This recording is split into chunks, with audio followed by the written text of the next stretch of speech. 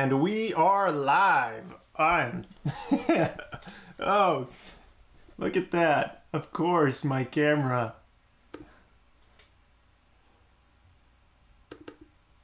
There we go.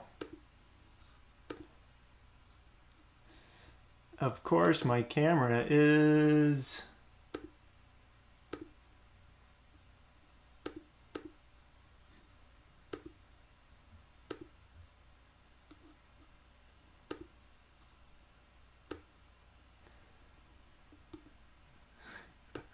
Hang tight, guys. Of course, my camera had to do this.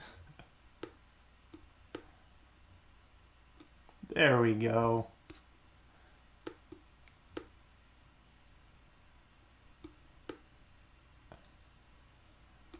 Hey, and we're back. How you doing? Welcome to my Q&A live stream. We are doing this for Newbury Opera House. I'm going to be performing my Summoning Spirit show I have October on my brain, but it's actually this month. You don't even have to wait till Halloween, October 28th, 8 p.m. Tickets, newburyoperahouse.com. Also, my website's over here if you want to check that out, my Instagram. Hello, Francis. How you doing? Thanks for joining us on the live stream. So I'm going to be on here for about 10 or 15 minutes answering questions, talking about the show. So if you have any questions, throw them in the comment section, and I will be happy to answer them and hang out with you guys for a few minutes. So I am super excited to come to Newbury, South Carolina and do my show, Summoning Spirits. What is the Summoning Spirit show? It is a magic show meets seance that'll make you scream. Hopefully. So, you know, showing is better than telling. I have a quick little video I want to share with you guys, a little promo video for the show. So check it out.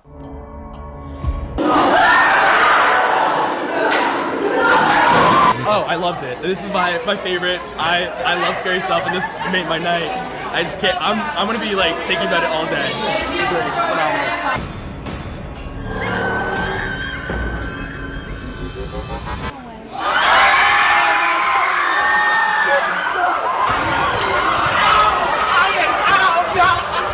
Holy shit! Like, oh my god!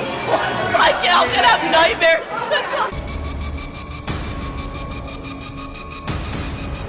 That's all I have to say. That's all I have to say about the show. I won't sleep for the next 3 days.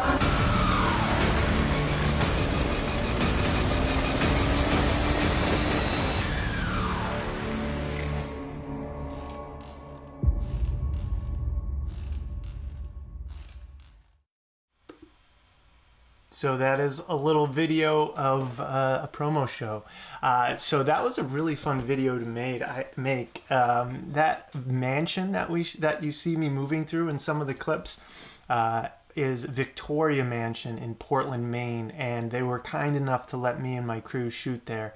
I shot that with Herman Mantis, hermanmantis.com. They're a video crew out of Portland, Maine, and it was a really fun video shoot. We got to try some crazy things, and I had it all storyboarded out, and it was a fun video shoot. And then the live video shots are taken from I tour colleges and theaters across the country. Those were clips taken from those shows across the country. Anyways, we have a couple people in the chat. Francis, how's it going?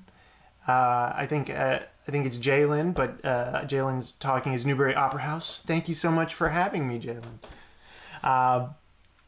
So how did I get started as a magician? I was 11 years old and I hated to read. So my mom always brought me to the library, and that's where I discovered library books on magic tricks. And I would check them out, and I'd learn the magic tricks, and I'd do little shows in my basement for my parents and my grandparents and my aunts and uncles and my sister. And I loved it so much. It gave me a chance to be creative, learn secret knowledge that nobody else knew about.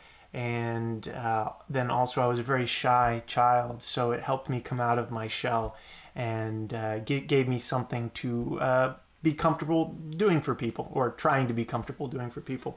So yeah, it was literally library books, and I started learning magic. I had some prearranged questions, so I'm going to go through them. If you have any questions, again, put them in the comments section. I know I posted this to my page as well, so if anyone joins us there, you're welcome to post as well. When did I decide to become a magician? Well, it was kind of a slow process. At 11, I started doing magic tricks, learning magic tricks, and then I started to do little shows in the basement. And then when I was 16, I got paid to do my very first show. There's even a clip of that in one of my vlog videos from a few years ago on my YouTube channel. So if you check that out afterwards, you can see 16-year-old me fumbling through some magic tricks. It was such a blast. It was such a adrenaline rush. It was so exciting. And I got paid to do it. And afterwards I was like, I just got money to do this. And I was 16 years old. So anything anyone paid me to do magic tricks was pretty awesome. And I was hooked ever since. And then when senior year in high school, I decided, I'm just going to focus on magic. And I guess that was the ultimate decision. I decided to just go full force into magic. And I've been touring the country for over 15 years now. What was a defining moment in my career? I think a defining moment would, there's obviously a bunch of them because things happen. One of the first defining moment, I think, was when I got paid to do my first flying gig. So I got to fly to go do a show. It was pretty exciting that someone wanted me enough to go to take a plane to fly to them to do a show. And then that really was kind of at the beginning of when I went full time. So that was kind of, going full time was a huge defining moment.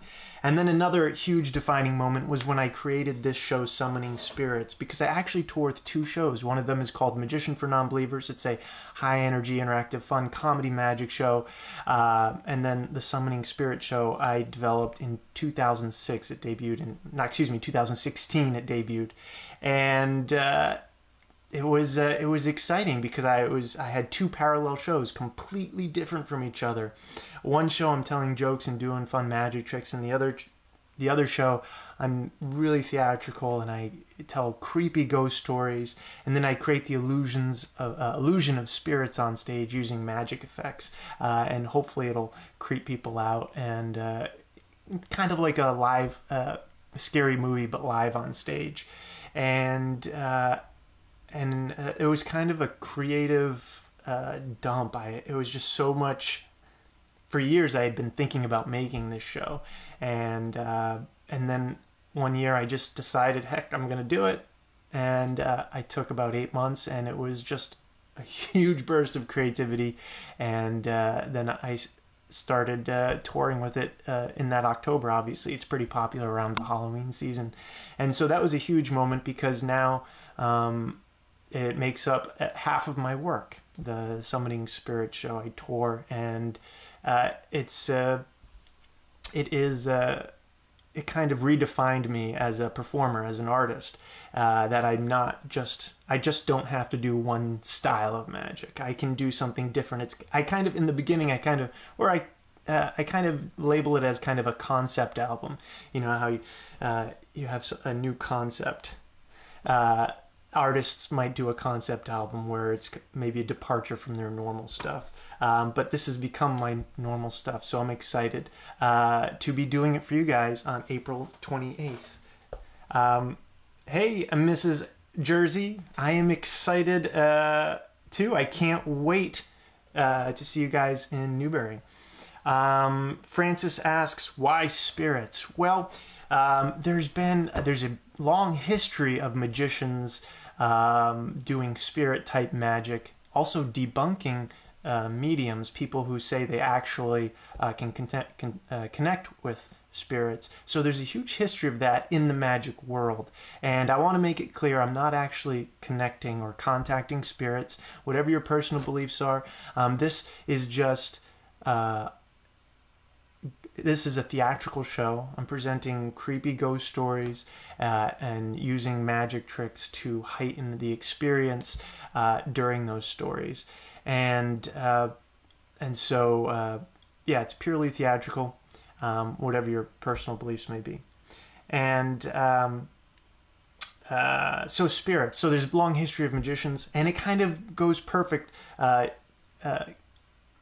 Magic spirits go perfect with magic tricks because you can create the illusion of the supernatural, which is what you do in a comedy magic show, but here it's got a creepy edge to it. And it with the ghost stories, it kind of brings people in more emotionally, more viscerally, and I believe it's a different ambiance for the show than doing magic tricks, straightforward magic tricks. Let's see. Another question. What ages do you think your performance is tailored to? Well, this show is Summoning Spirits. I kind of label it a loose PG-13 because, I'm telling ghost stories. And so some kids can handle it. Some kids get too scared. We're talking about people dying and what happens after death. So the content matter isn't for children. But, there have been, parents that have kids that are super into this stuff and they're okay with them watching the show, and that's fine too. So I like to say PG-13 and let your parents and your kids make a choice from there. I call myself magician for non-believers. What does that mean to me? So my other show is called Magician for Non-Believers, and that's kind of been my moniker for many years now, and it's kind of like me just kind of being honest with my audience. I don't believe in real magic. I know you don't believe I'm doing real magic here on stage. So let's just kind of understand that and get that out of the way and enjoy the show. We're all, it's a theatrical show where I'm playing pretend on stage, just like if you go to see a play, you go to see a movie. I don't want, because some people, adults, and teenagers may be a little off-put, like I'm trying to make them believe that magic is real by making a card appear out of the air or something like that. And some people may find that insulting, like, I don't believe in magic. So it was kind of my way of just saying, hey, look, let's get that out of the way. We know this is theatrical, but let's have a good time with it. 6. What is, I have them numbered here. What is my favorite? Again, if you have any questions, throw them in the chat. I'd be happy to answer any questions that you guys might have. Hey, we're doing good. Probably we'll go a little extra longer. Seems like we got enough interest and questions. Let's see. What is my favorite part of the show? My favorite part of Summoning Spirits? Good question. Well, there's a couple, but there's a moment in the show where it's hard to explain. I don't want to give anything away because if you're coming to the show, I want you to be surprised and excited about what's happening.